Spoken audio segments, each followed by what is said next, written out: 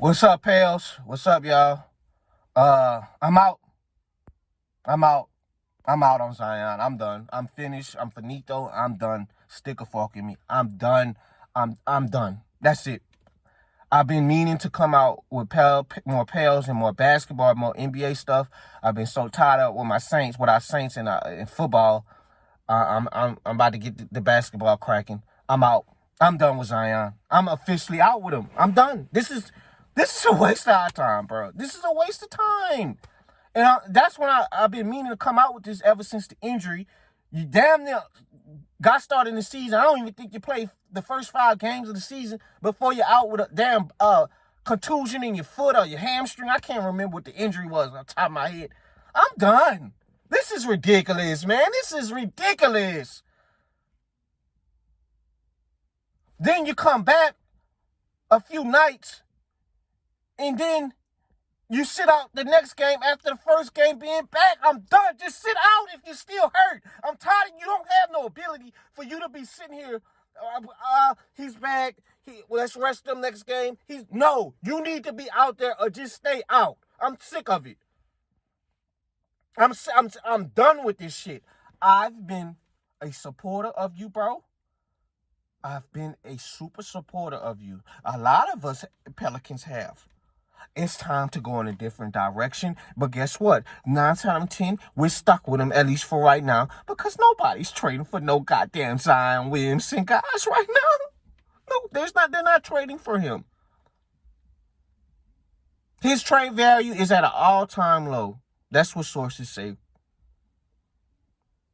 What, you going to give up your picks? You going to give up good role players? You going to give up another star for a guy that can't even play 70% of the games?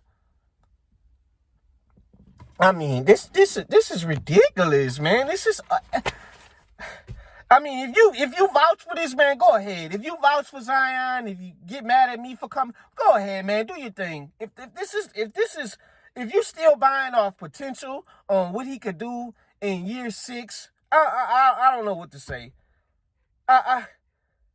It's like let me see the numbers, because I had some. Zion has played in 30 games or less in the last 3 out of 4 years. I think 1 year he played about 70 games the last few years, and then the rest has been 30 games here, 29 games here. It's time, man. It's time.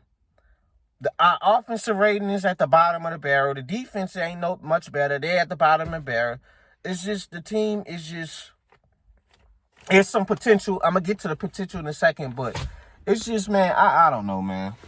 And even when Jordan Poole was out there, he had a few games, but for the most part, I think he's shooting 30% from the field this year. Jordan Poole, he hasn't been good at all. I know he's been injured. He's been bad. Willie Green had to sit him for the rookie with Jeremiah Fields. You rather just let the rookie play. Let him get in here with some tick. If you're going to be not giving me nothing on the offense and shooting 5 for 14, launching logo shots at the wrong fucking time. I don't like Jordan Poole. I'm going to say this. I don't like Jordan Poole starting. I like Jordan Poole coming off the bench, just coming in here, getting us some good minutes. He's better as a 6 man. That's when you can control his shot and you can kind of mask him in a little bit. He's just not a good basketball player. He's a talented offensive player. He's not a good NBA player. And a lot of these dudes is not good NBA players. The IQ is just not there. Taking bad shots. Don't play defense. Don't facilitate. Back to my point. It's just the team is just, this is a waste of time, bro. It's like y'all it's like Zion, you're kind of holding the I'm not saying he the main contributor holding the team back, because Willie was terrible as a head coach. I'm glad we got rid of him. I hope Willie find himself somewhere in the basketball community still. I like him as a man. I like Willie, but as a coach, it was time to go in a different direction. Obviously, we elevate Borrega, but what I'm saying is just every time you come in, we got to get you back acclimated in the offense. And quite frankly, since the time he's been back, guys, they running this offense through this young stud with Derik. This kid looks like a young stud. I mean, you put the ball in his hands, and he got like a hunky dorky, like he got an unorthodox game. And it's like the way he dribble, you think somebody will be they'll be taking more of his cookies. Anytime when they try to take his cookie, he going behind the back, throwing the no. I'm like, this kid is a dog. He got solid post moves, just an offensive sound big man. That's way above his age, the way he plays. He look way ahead of schedule. And I know we're not getting a first-round pick next year. Even it kind of sucks, but guess what? I ain't mad. I ain't mad at trading it for Derik Queen to pick. This kid look like a dog. And you see where the league is going now. They going with these guys that can stretch the flow. That's good offensive players. You can put the ball in their hands and they can make, get guys open with assists. His vision is nice. You see with Jokic. You see what I'm saying? Joker's got every offensive package, whether it's passing, the intangibles, in the post, outside scoring. You see what I'm saying? Sang-Woon for the Rockets. You see where it's going. They want to find these big men that can do a little bit of everything on the offensive end. This kid is a superstar, and they look like they running the offense through Derik Queen now. Let's put the ball in Derik Queen's hands. Because Zion, my biggest knock, Zion is still a dog. We all know that. Nobody for real can really guard him, but sometimes, the offense will get stale because, he trying to get to the cup. You can't referee Zion. You got to referee him a certain way, even though he's getting fouled every goddamn play. But, and that's why I always wanted Zion, bro.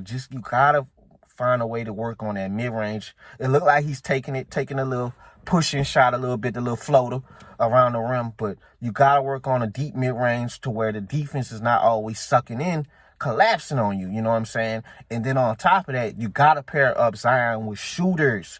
Our shooting has not been really good this season, for real. You get Zion to the Phoenix Suns with D. Book, Grayson Allen, Jalen Green, the Gillespie kid, Royce O'Neal. That's what you got to get Zion around. You can't get Zion around shaky shooting. It's only going to make the offense harder.